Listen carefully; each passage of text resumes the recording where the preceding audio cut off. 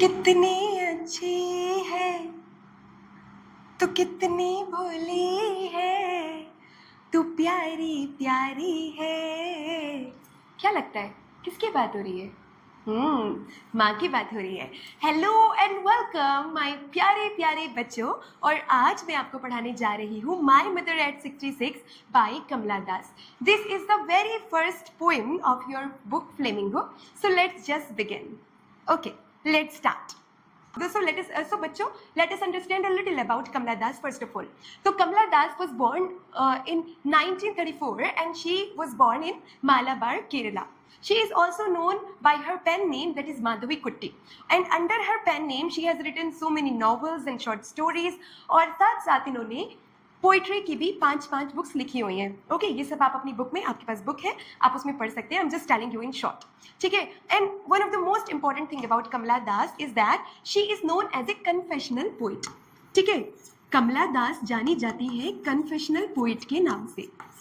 अब ये confessional poet क्या होता है, I am going to tell you. देखिए, कन्फेस, इतना वर्ड तो आप समझ ही गए होंगे. कन्फेस है ना, ये वर्ड तो जाना पहचाना लग रहा होगा. कन्फेस का मतलब होता है कि अपनी गलती को या अपनी कमी को या अपनी वीकनेस को एक्सेप्ट करना. ठीक है, दैट इज कॉल्ड कन्फेस. तो कन्फेशनल पोएट एक ऐसा पोएट हुआ जो अपने अंदर की सब कमी या बुराई या फिर सच कितना भी कड़वा हो उसको एक्सेप्ट कर लेता है. तो कमला Das is such A poet जो हर कड़वाहट को एक्सेप्ट कर लेती है. मैं ऐसा क्यों कह रही हूँ, ये बहुत जल्दी आपको पोएम पढ़ के समझ आएगा. चलिए तो फिर वर्ड टू वर्ड पोएम को शुरू करते हैं. जैसे कि आपको टाइटल से ही समझ आ रही होगी ये बात कि जो आपकी पोएम है वो माँ के बारे में है और बूढ़ी माँ के बारे में है. जब माँ 66 एज पर पहुँच जाए तो माँ कैसी लगती है, you all can relate with it, है ना. आपने खुद की माँ को नहीं तो किन्हीं और की मदर को देखा होगा जो कि इतनी बूढ़ी हो जाती हैं तो उनके जो बच्चे हैं वो कितना ज़्यादा इनसिक्योर होने लगते हैं, और अगर बच्चे छोटे हों तो बहुत ज़्यादा उनको डर लगने लगता है. Let us just start the poem. बहुत ईजी लैंग्वेज है, बहुत सिंपल है, बहुत ईजिली आप इसको समझ पाएंगे. ठीक है. अच्छा, एक और बहुत ज़रूरी बात जो मैं आपको बताना चाहती हूँ वो ये है कि जब भी आप किसी पोएम को सीख रहे हो बेटा, whenever you are learning a poem, तो जब तक आपने कुछ 4-5 पॉइंट्स होते हैं जो कि उस पोएम के बारे में अगर आपको नहीं पता तो इसका मतलब आपको पोएम नहीं आती है. ठीक है, ऐसा नहीं है कि आपने सिर्फ उठाकर समरी याद कर ली या समरी को पढ़ लिया या फिर वन शॉट वीडियो देख ली तो आपका काम चल गया. No, this is not gonna happen. आपको थोड़े से पॉइंट्स होते हैं जिनको आपको याद रखना चाहिए. तो let me tell you what are the important points. सबसे पहले आती है पोएम की थीम बेटा. जब तक आपको पोएम की थीम नहीं पता है तब तक आपको पोएम बिल्कुल भी नहीं पता है, ये तो सिंपल सी बात है. सेकंड, इसकी बुक है. आपको सारे टिपिकल वर्ड और उनकी मीनिंग, इंग्लिश में मीनिंग, ठीक है, ऐसा नहीं कि सिर्फ हिंदी में, आपको इंग्लिश मीनिंग भी उनके पता होने चाहिए. जब तक आपको नहीं पता तब तक आपको पोएम नहीं आती है. इसके बाद one of the most important thing is poetic devices. आपको सारी पोएटिक डिवाइसेस भी आनी चाहिए. अगर आपको एक पोएम से रिलेटेड पोएटिक डिवाइसेस नहीं पता कि कहाँ पर कौन सी पोएटिक डिवाइस का इस्तेमाल हुआ है, इसका मतलब you don't know the poem so well. ठीक है. तो in order to say that I have understood this poem, you have to understand all the 3 points. जब तक आप इन 3 चीज़ों को नहीं समझेंगे तब तक आप पोएम को नहीं समझ पाएंगे. ठीक है. चलिए अब हम इस पोएम को पढ़ना शुरू करते हैं. This is a very interesting poem and very easy poem. आप इजिली इसको समझ भी जाएंगे. ठीक है. चलिए, let's start. Driving from my parents' home to Cochin last Friday morning, I saw my mother beside me. मैंने शायद इस बार ये जो यहाँ पे सामने पीपीटी बनाई हुई है बहुत छोटा इसमें लिखा हुआ है. Next time I will remember थोड़ा बड़े बड़े शब्दों में ताकि आपको वीडियो में कंप्लीटली विजिबल हो. अभी आप बुक लेके बैठ जाइए. ठीक है, और उस पर हाईलाइट भी करते रहना whatever I teach you. Let's start. Driving from my parents home to Cochin last Friday morning, I saw my mother beside me. तो बिल्कुल सिंपल लाइन है, आपको समझ आ रहा होगा पोएट क्या कह रही है कि जब मैं ड्राइव कर रही थी अपने पेरेंट के घर से, पेरेंट्स होम से कहाँ जा रही थी, मैं कोचिन जा रही थी. और ये कब की बात है, लास्ट फ्राइडे मॉर्निंग की बात है. ठीक है. When I was driving from my parents home to Cochin last Friday morning, तो क्या हुआ तब, I saw my mother beside me. मैंने अपने पास बैठी हुई अपनी मदर को देखा. ओके. तो मेरी मदर क्या कर रही थी उस वक्त, dozed open mouthed, her face ashen like the difficults. Okay. अब आप इसको बिल्कुल क्रिएट करने की कोशिश कीजिए. एक इमेज बनाइए अपने माइंड में. गाड़ी है, गाड़ी में एक छोटी बच्ची बैठी हुई है और उसके पास उसकी मदर बैठी हुई है जो कि बूढ़ी हो गई है, लगभग 66 ईयर्स एज की हैं. ठीक है. तो बच्ची जब बैठी हुई है, उसको जाना है कोचिन, मदर उसको छोड़ने जा रही है एयरपोर्ट पर. ठीक है. तो दोनों के दोनों बैठे हुए हैं. तभी अचानक से बेटी की नज़र माँ पे पड़ती है और माँ उस वक्त सो रही है. माँ क्या कर रही है, डोजिंग कर रही है. डोजिंग का मतलब होता है लाइट स्लीप लेना, हल्की हल्की नींद में है माँ. ठीक है. लाइट स्लीप, आप कह सकते हैं nap. She is taking a nap, हल्की हल्की नींद में है माँ. ओपन माउथ इट, और माँ का जो मुंह है वो खुला हुआ है. ठीक है, डोजिंग, ओपन माउथ इट, मुंह माँ का खुला हुआ है ऐसे. This is how mother is sleeping. Okay, her face ashen like that of a corps, और मदर का जो फेस है वो बिल्कुल राख की तरह बन गया है. माँ के फेस को राख बताया है. एक्चुअली राख यहाँ पे बताने का मतलब ये है, ये जो एशियन वर्ड है इसका मतलब हम कह सकते हैं कि पैलेट. क्या मीनिंग कह सकते हैं इसका? पैलेट. पैलेट का मतलब होता है एक ऐसा फेस जिसने अपना पूरा ग्लो खो दिया है और चेहरे पे झुर्रियाँ पड़ गई हैं और चेहरा बिल्कुल भी अट्रैक्टिव नहीं लग रहा है. तो मेरी माँ का फेस कैसा लग रहा था? बिल्कुल एशन हो चुका था, जैसे कि कोई डेड बॉडी हो, कॉर्प्स हो. यहाँ पे पोइट ने यूज किया है वर्ड कॉर्प्स का, CORPS. कॉर्प्स का मतलब होता है बेटा dead body. Okay, let me right it down for you. Dead body. अब देखिए, आज तक क्या दुनिया में आपने कभी किसी के मुंह से सुना है कि मेरी माँ डेड बॉडी की जैसी लग रही है? अपनी जिंदा माँ को कौन डेड बॉडी से कंपेयर करता है? कोई नहीं, राइट? जैसे कि स्टार्टिंग में ही मैंने आपको बताया था कि Kamala Das is a confessional poet. She confesses the reality no matter how bitter it is, है ना? तो कमला दास एक ऐसी पोएट है जिनमें हिम्मत है हर कड़वे सच को एक्सेप्ट करने की. तो that is why she has accepted the fact कि उनकी जो मदर है, जब वो सो रही थी, ऐसे आंखें बंद थी उनकी और मुंह उनका खुला हुआ था, तो she was just looking like a dead body. तो उनकी मदर जो थी वो डेड बॉडी की जैसी लग रही थी. Is that all clear to you?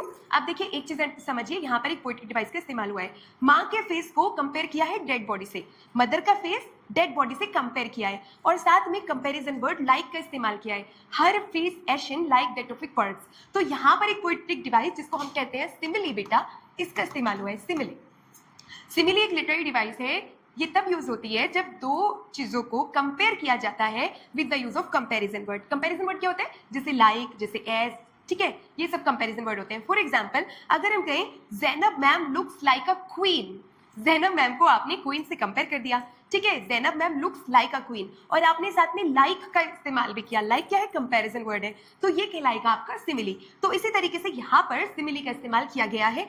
Her face ashen like that of a corpse, यानी कि उनका फेस जो था इतना एशन हो गया था जैसे कि कोई डेड बॉडी हो. क्लियर बेटा? चलिए आगे चलते हैं. That she was and realized with pain, और इस बात को मैंने बड़े दुख से रियलाइज किया. आप इमेजिन कर सकते हैं बेटा, एक छोटी सी बच्ची जिसका पूरा सहारा माँ है, जिसके लिए माँ ही सब कुछ है, अचानक से जब वो गाड़ी में बैठी उसको महसूस हुआ कि मेरी माँ तो आज बूढ़ी हो गई है बहुत, मेरी माँ तो पता नहीं कितना जीने वाली है. जैसा माँ को देख के लग रहा है, तो लग रहा है शायद इसकी जिंदगी अब ज्यादा नहीं बची. कैसे मैं जीऊंगी माँ के बगैर? तो अचानक से बेटी ने ये बात रियलाइज की, पेन के साथ, दुख के साथ, that she was as old as she looked, कि आज मेरी माँ उतनी ही बूढ़ी लग रही है जितनी कि वो रियलिटी में हो चुकी है. She was as old as she looked, तो वो इतनी ही बूढ़ी लग रही है जितनी की बूढ़ी मेरी माँ हो चुकी है. ठीक है, तो अब सोच सकते हैं आप ये सारे थॉट कितने हैवी है. अपनी माँ के बारे में ऐसा सोचना कि मेरी माँ बूढ़ी हो गई है, मेरी माँ के फेस की चार्म खत्म हो गया है, मेरी माँ डेड बॉडी के जैसी लग रही है, हालांकि शी इज अलाइव. तो ये सारे थॉट कितने ज़्यादा बहुत दुखी कर देने वाले थॉट हैं. आप समझ सकते हैं, माँ के प्यार को सब जानते हैं, तो ये सोचना कि पता नहीं कितने वक्त तक मेरे साथ माँ का प्यार रहेगा, ये सब बहुत बहुत ज़्यादा उदास कर देने वाले थॉट हैं.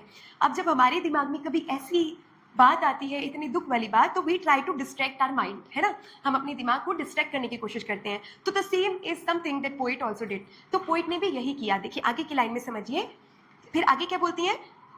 बट सून, लेकिन जल्दी ही, पुट दैट थॉट अवे, इस थॉट को मैंने अपने दिमाग से निकाला. क्यों निकाला? Because this was so heavy for me. मेरे लिए ये सोचना कि मेरी माँ बूढ़ी हो गई है, ये थॉट बहुत बहुत ज़्यादा पेनफुल थॉट था. तो मैंने इस थॉट को अपने दिमाग से निकाला. अब यहाँ पे एक क्वेश्चन और आता है कि पोएट ने अपने दिमाग से इस थॉट को कैसे निकाला. कैसे निकाला आगे की लाइन में पता चल जाएगा.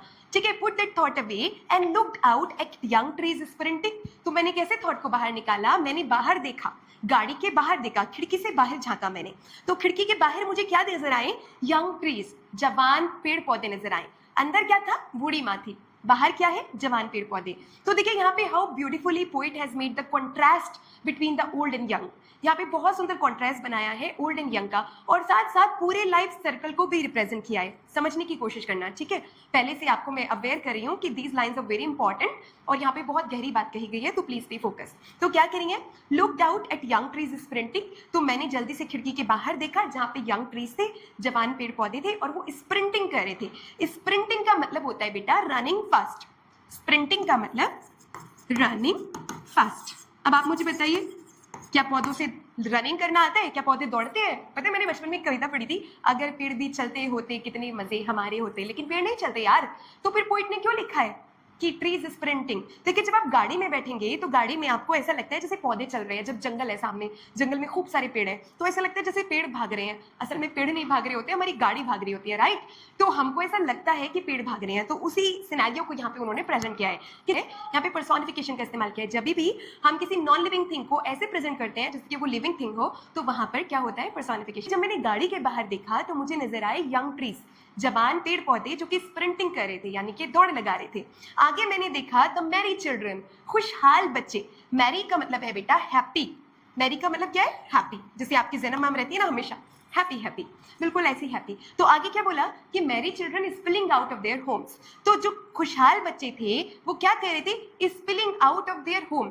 छोटे छोटे बच्चे अपने घर से बाहर निकल के उछल कूद कर रहे थे। स्पिलिंग आउट का मतलब है coming out in large number. खूब सारे बच्चे जब एक साथ भागा दौड़ी निकाल लगा के घर से बाहर निकल रहे होते हैं ना, तो that is called spilling out. ठीक है, तो बहुत सारे बच्चे क्या करते? Spilling out of their homes, अपने घर से बाहर निकल के आ रहे थे। ठीक है, अब ये सारा सिनेरियो कहाँ पे? गाड़ी के बाहर। गाड़ी के अंदर क्या है? बूढ़ी माँ। ठीक है, तो आप इस बात को समझने की कोशिश कीजिए कि कितना प्यारा कॉन्ट्रास्ट यहाँ पे पोएट ने बनाया है, ये दिखाने के लिए कि क्या होता है, कैसे लाइफ गुजर जाती है। एक वक्त पे माँ भी मेरी ऐसे बच्ची होगी, लेकिन today she is so old and she is sitting in the car. कभी मेरी माँ भी बच्ची थी, है ना? आज मेरी माँ इतनी बूढ़ी हो गई है।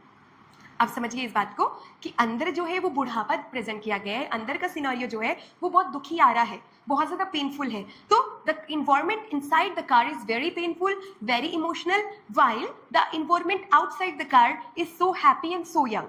तो बाहर जवानी दिखाई गई है, बाहर खुशहाली दिखाई गई है, बट अंदर का सिनेरियो इज समथिंग डिफरेंट। अंदर क्या दिखाया गया है? अंदर दिखाया गया है बुढ़ापा, अंदर दिखाया गया है उदासी। Did you get it? चलिए आगे चलते हैं। उसके बाद बोलती हैं but after the airport security check standing a few yard away. तो जब फाइनली हम एयरपोर्ट सिक्योरिटी चेक के कुछ ही पीछे थे, हम वहां पहुंचने वाले थे, तो मैं कुछ ही यार्ड अवे खड़ी हुई थी। Standing a few yard away, तो हम थोड़ी सी दूरी पे थे। I looked again at her, मैंने दोबारा अपनी माँ को देखा। अभी क्या था आपको याद है? स्टार्टिंग पहले मैं गाड़ी में थी, मैंने माँ को देखा, मेरा दिल एकदम से भारी हो गया माँ को देखकर, क्योंकि माँ बहुत बूढ़ी हो रही है। माँ को देखकर लग रहा है कि माँ डेड बॉडी की जैसी लग रही है, तो बहुत खतरनाक थॉट थे। मैंने खिड़की के बाहर देखा, खिड़की के बाहर देखा तो मूड फ्रेश हो गया, क्योंकि बाहर क्या था? बाहर यंग ट्रीज थे, बाहर बच्चे थे, खुशहाल बच्चे थे। तो जब मैंने बाहर देखा तो मेरा मूड फ्रेश हो गया अच्छी अच्छी चीज़ों को देखकर। बट अब मुझे दोबारा अंदर देखना पड़ा, तो दोबारा माहौल कैसा हो जाएगा? बहुत ज़्यादा उदास। तो क्या बोल रही हैं? I looked again at her, मैंने दोबारा से अपनी मदर को देखा, जो कि कैसी थी? वान थी। मेरी मदर कैसी हो रही थी? वान हो रही थी। वान का मतलब एक कलरलेस। ठीक है, यानी कि जब चेहरे की रंगत उड़ जाती है बुढ़ापे में, जब चेहरा बहुत ज़्यादा वीक लगने लगता है and it does not have any kind of charm और ग्लो, तो दैट इज कॉल्ड वान। ठीक है, तो मेरी मदर वान लग रही है दोबारा से मुझे, और पेल लग रही है। पेल, जो चेहरा पीले रंग का चेहरा हो जाता है ना, कमजोरी की वजह से, बुढ़ापे की वजह से या बीमारी की वजह से, उसको पेल बोलते हैं। ठीक है, वीकनेस की वजह से जो चेहरे पे कलर आ जाते हैं, दैट इज कॉल्ड पेल। तो मेरी मदर वान लग रही है, मेरी मदर पेल लग रही है, बिल्कुल ऐसी लग रही है जैसे कि लेट विंटर का मून हो। ठीक है, तो मेरी मदर को मैंने इस बार कहीं से कंपेयर किया? लेट विंटर्स मून से।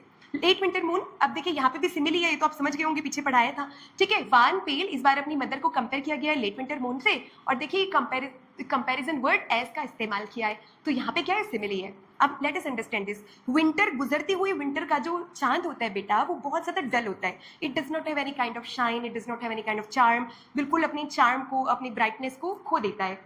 तो इसी तरह से माँ की भी कोई, इस वक्त पे माँ की भी यही स्थिति है, माँ की भी यही सिचुएशन है कि माँ ने अपने सारे चार्म को खो दिया है। वो चार्म जो उनके चेहरे पे कभी था जवानी के समय पे, today she does not have that kind of charm on her face. तो उन्होंने अपनी खूबसूरती को खो दिया है और उनका चेहरा डल हो गया है, बिल्कुल ऐसे जैसे लेट विंटर्स मून। तो ये क्वेश्चन अक्सर आ जाता है कि why does the poet compare her mother with the late winter's moon. So you got the answer now. चलिए आगे चलते हैं। And felt that old familiar, एक अब दोबारा से मुझे पुराना वाला दुख होने लगा। Old familiar, familiar is something that we have already experienced. Familiar क्या होता है? एक फेमिलियर का मतलब होता है कुछ ऐसी चीज जो हम पहले भी एक्सपीरियंस कर सके हो। तो वही दुख मुझे दोबारा से फील होता है जो कि मैं पहले एक्सपीरियंस कर चुकी थी। एक का मतलब होता है बेटा पेन, ACHE, एक मतलब पेन। ठीक है, तो दोबारा से मैंने वही दुख फील किया। काहे का दुख फील किया? My mother's ageing. तो मैंने दुख जो फील किया वो था मदर्स एजिंग। मदर का बुढ़ापा, उनका धीरे धीरे बड़ा होना, बूढ़ा होना। ये क्वेश्चन अगर आता है ना कि what is the old familiar ache, तो इसका मतलब है मदर्स एजिंग। आगे चलते हैं, ठीक है। तो माई चाइल्डहुड फियर, मुझे मेरे बचपन का डर होने लगा, मुझे डर लगने लगा, ठीक है। तो मेरे मन में इतने सारे थॉट चल रहे हैं, मैं इतनी परेशान हूँ, मैं इतनी दुखी हूँ कि पता नहीं मेरे साथ क्या होगा, पता नहीं अगर माँ को कुछ हो गया तो who will take care of me, what will happen to my childhood, मेरे बचपन का क्या होगा। तो मुझे अपने बचपन का डर लगने लगा। इतनी सारी बातें मेरे दिमाग में चल रही हैं, लेकिन अब वक्त हो गया है, आ गया है माँ से जुदा होने का। अब माँ को गुड बाय कहने का वक्त है। अगर मैंने थोड़ा सा भी दुख अपनी माँ को दिखा दिया तो माँ भी परेशान हो जाएगी। इसलिए लास्ट की लाइन जो है ये बहुत प्यारी लाइन है। तो पोएम इतने दुख के साथ शुरू होती है, but it ends with a very very positive note. एक बहुत ही खूबसूरत, एक बहुत ही ज्यादा पॉजिटिव नोट के साथ इस पोएम को एंड करती है पोएट। तो वो क्या कहती हैं, बट ऑल आई सेड, लेकिन मैंने क्या कहा। इतनी सारी बातें मेरे दिमाग में है, मेरे मन में है, लेकिन मैंने कहा क्या, मैंने कहा सी यू सून अम्मा। ये क्या है, ये आपके पार्टिंग वर्ड्स हैं, ये पोइट के पार्टिंग वर्ड्स हैं। तो ये क्वेश्चन आ सकता है कभी कभी, शॉर्ट में आ जाता है, what are the parting words. Parting का मतलब होता है अलग होते हुए, सेपरेट होते हुए। तो सेपरेट होते हुए पोइट ने क्या कहा, क्या शब्द बोले, तो उन्होंने बोला सी यू सून अम्मा, आपको दोबारा मिलती हो अम्मा। हालांकि आई डोंट नो कि मैं अपनी माँ से दोबारा मिल भी पाऊंगी कि नहीं, but still I am saying कि सी यू सून अम्मा। एंड ऑल आई डिड, और मैंने क्या किया, was smile and smile and smile. और दूर तक मैं क्या करती गई, मैं स्माइल करती गई। तो ये स्माइल किस चीज़ को इंडिकेट कर रही है, ये स्माइल इस चीज़ को इंडिकेट कर रही है that the poet did not want to share her feelings of insecurity and fear with her mother. अपनी मदर के साथ वो इन सब इनसिक्योरिटीज़ को शेयर नहीं करना चाहती थी, अपनी माँ को नहीं बताना चाहती थी कि मेरे मन में क्या चल रहा है। इसलिए उन्होंने अपनी फीलिंग्स को हाइड करने के लिए स्माइल की, और अपनी फीलिंग्स को हाइड करने के लिए बड़ी स्माइल के साथ कहा, सी यू सून अम्मा, दोबारा आपसे मुलाकात होती है माँ। तो इससे हमें पता चलता है कि पोएट अपने आप को भी रीअश्योर कर रही है। She is trying to assure herself कि नहीं नहीं, all is well, all is well, सब ठीक हो जाएगा। तो इन शब्दों के थ्रू वो खुद को भी दिलासा दे रही हैं और वो माँ को भी दिलासा दे रही हैं। तो जैसे कि मैंने आपसे वादा किया था पोएम बहुत प्यारी होगी, तो पोएम वाकई में बहुत प्यारी है। आपको कैसी लगी ये पोएम जरूर कमेंट करके बताइएगा। एंड बेटा, this is just the beginning of my YouTube channel. मैं चाहती हूँ आप सब प्लीज मुझे सपोर्ट कीजिए, मैं बहुत मेहनत करने के लिए तैयार हूँ। And this time I am going to do it with consistency, so please help me out, please support me, I need your support. And अगर कोई भी क्वेश्चन इस पोएम से रिलेटेड हो, if you want to ask any question, और कोई word का मीनिंग या कोई लिटरेरी डिवाइस आपको नहीं समझ आई हो, तो please comment below, I will definitely give you a reply to that. And I hope you got that, and thank you so much for connecting with me. Okay, bye bye everyone, bye.